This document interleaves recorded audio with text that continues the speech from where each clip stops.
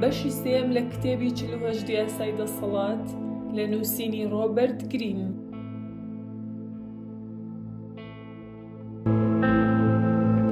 یاسای ژمارە 36 ئەو شتانە ڕیسوا بکە کە ناتوانیت هەدبن.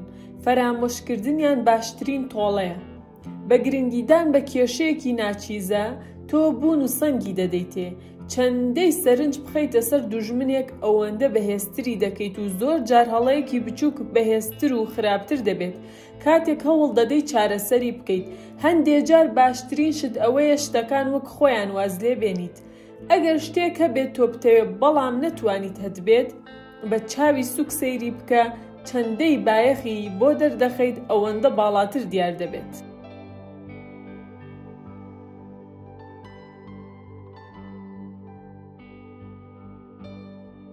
یاسای ژمارە 37 نمایشی کاریگەر دروست بکە. وێنەی کاریگەر و ئاماژە ڕەمزیە مەزنەکان پڕشنگی دەسەڵات دروست دەکەن. هەمووان وەڵامگۆ دەبن بەرانبەری. نمایشگەلێک بۆ ئەوانەی دەوروبەرت بەگەڕبخە کە پڕ بن لە دیمەن و ڕەمزی کاریگەر کە ئامادەیت بەرز دەکاتەوە. بەهۆی کارتێکەران بەڕواڵەتەکان کەس تێبینی ئەوە ناکات کە بەڕاستی خەریکی چی. یاسای 38 چۆنت دەوێ وەها بیر بکەرەوە، بەڵام وەکو ئەوانی تر ڕەفتار بکە. ئەگەر تۆ نمایشێکی ڕۆشتن دژ بە ئاڕاستەی کات بخەیتە ڕوو، بیرۆکە ناتەقلیدیەکان و شێوازە ناباوەکانت پیشان بدەیت، خەڵکی پێیان وا دەبێت کە تۆ تەنیا دەتەوێت سەرنجیان ڕابکێشیت و لەسەرەوە ڕالیان بڕوانیت. ئەوان ڕێگەیەک دەدۆزنەوە تا سزات بدەن لە بەرامبەر ئەوەی وات لێ کردوون هەست بە نزمی بکەن. زۆر سەلامەترە کە مۆرکێک و شێوازێکی باو پەرە پێ بدەیت، تەنیا لەگەڵ هاوڕە بە تەحەمولەکان و ئەوانەی کە بە دڵنیاییەوە ناوازەی تۆ ستایش دەکەن و ڕەسەنایەتی خۆت دەردەخەیت. یاسای 39 ئاوەکان بشڵەقێنە بۆ ئەوەی ماسی بگریت. تووڕەیی و هەست لە ڕووی ستراتیژیەوە دژە بەرهەمهێنن. دەبێت تۆ هەمیشە هێمن و بابەتی بمێنیتەوە. بەڵام ئەگەر بتوانی دوژمنانت تووڕە بکەیت لە کاتێکدا کە خۆت هێمنیت، ئەوە کاریگەریەکی بڕیار لێدراو بەدەستدێنیت. دوژمنانت ناهاوسەنگ بکە، درسێک لە لوودبەرزیاندا بدۆزەرەوە کە بتوانی لە ڕێگەیەوە بیان هەژێنیت و تۆ هەوسارەکە بگریتە دەست. یاسای ژمارە 40 قێز لە ژەمی خۆڕایی بکەرەوە. ئەوەی کە بە خۆڕایی پێشکەشت دەکرێت مەترسیدارە. ئەمە یان فێڵێکی تێدایە یان ئەرکێکی شاراوی بەدواوەیە. ئەو شتەی کە شایستەیە شایستەی ئەوەیە کە پارەی پێ بدەیت.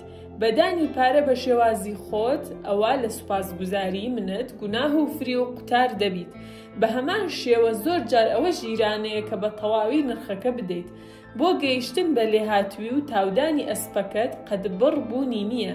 لە پارەکەتدا دەستبڵاو بۆ و دەستی پێوە مەگرە، چونکە بەخشندەی نیشانە و موگناتیزی دەسەڵاتە.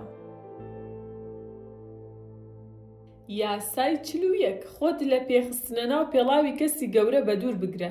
ئەوەی کە یەکەم جار ڕوو دەدات هەمیشە باشتر و ڕەسەنتر دیارە لەوەی کە دوایی دێت. ئەگەر تۆ لە کەسێکی بەناوبانگەوە بێیت یان باوانێکی بەناوبانگت هەبن، دەبێت دووقاتی دەستکەوتی ئەوانت هەبێت بۆ ئەوەی لەوان تێپەڕێنیت.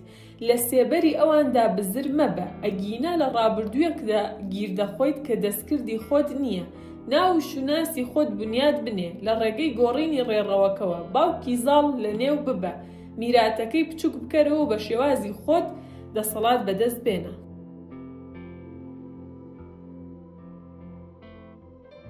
یاسای 42 لە شوانی بدە و مەڕەکان خۆیان بڵاوە دەبن. دەشێ گیر و گرفت زۆر جار بگەڕێنرێتەوە بۆ تاکە کەسێکی بەهێز بزوێنەر، کەسی خوارەوەی خۆبەزلزان و لوودبەرز. بەندی ئیرادە باشی ئەگەر تۆ بوار بە خەڵکی وەها بدەیت مانۆڕ بکەن، ئەوانی تر دەکەونە ژێر کاریگەریان. چاوەڕێ مەبە ئەو گیر و گرفتەی دەبنە هۆکاری چەند جار زیاد بکات. هەوڵ مەدە دانوستانیان لەگەڵ بکەیت. ئەوان کە لە ڕقن لە ڕێگەی گۆشەگیرکردن و دوورخستنەوەیان کاریگەریان پوچەڵ بکە. لە سەرچاوی کێشەکە بدە و مەڕەکان بڵاوە دەبن. یاسای ژمارە 45 لەسەر پێویستی گۆڕان وتار بدە، بەڵام قەدڕی فرۆمی زۆر لە پڕێکدا ئەنجام مەدە. لە ئەبستراکتدا هەموو کەسێک لە پێویستی بۆ گۆڕان تێدەگات، بەڵام لە ئاستی ڕۆژ لە دوای ڕۆژ خەڵکی زیندەوەری خوون. تازەگەری زۆر زیان بەخشە و سەر دەکێشێت بۆ یاخیبوون. ئەگەر تۆ لە پێگەیەکی دەسەڵاتدا نوێیت یان بێگانەیەکیت و دەتەوێت بناغەیەکی دەسەڵات بنیاد بنیت، نمایشێکی ڕێزگرتن لە شێوازی کۆنی ئەنجامدانی شتەکان بکە. ئەگەر گۆڕان پێویست بێت، ئەوە وا بکە هەست بکرێت کە باشترکردنێکی نەرمونیانی ڕابردوویە. یاسای 46 قەت ئەوەندە کامڵ دەرمەکەوە.